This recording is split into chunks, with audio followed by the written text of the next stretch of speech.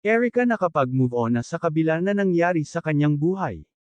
Bago ko ipagpatuloy ang maikling reaction video na ito, hiling ko lang na tapusin ang panunood nito para malaman ang nilalaman nito, at kung bago ka pa lang sa munting channel na ito, paki-subscribe para lagi kang updated sa aking channel. Isang mapagpalang araw sa inyong lahat mga viewers.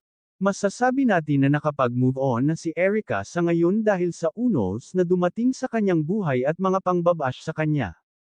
Sa kabila ng lahat, ang kapalit naman ay umaapaw ang swerte ng kanyang natatanggap sa ngayon. Dahil maraming supporters ang tumutulong sa kanya, lalo na ang Edric lovers na lagi siya nito dinadalaw sa kanilang bahay. At wala na rin si Erica problema sa kanyang bahay, at ito ay malapit nang matapos sa tulong ng ginagawa ng kanyang mga supporters.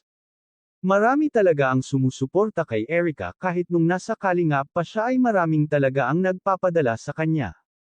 Lalong pinatunayan ni Erica sa kanyang mga basher na kaya niyang magsikap kahit wala na siya sa kalingap, lalo pa ngayon na siya ang matalino sa kanyang paaralan, at sa susunod nga na taon ay college na siya dahil nakapasa siya sa exam.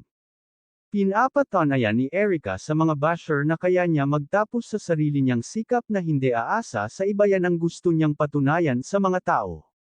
Kaya nga maraming humahanga kay Erica dahil sa kabila ng lahat ng nangyari sa kanya ay patuloy siyang nanahimik kahit wala na siya sa kalingap, ay wala siyang sinabi na masama, bagkus ay pinukos niya sa pag-aaral ang lahat, kaya naman ay naging top 5 siya sa kanyang klase.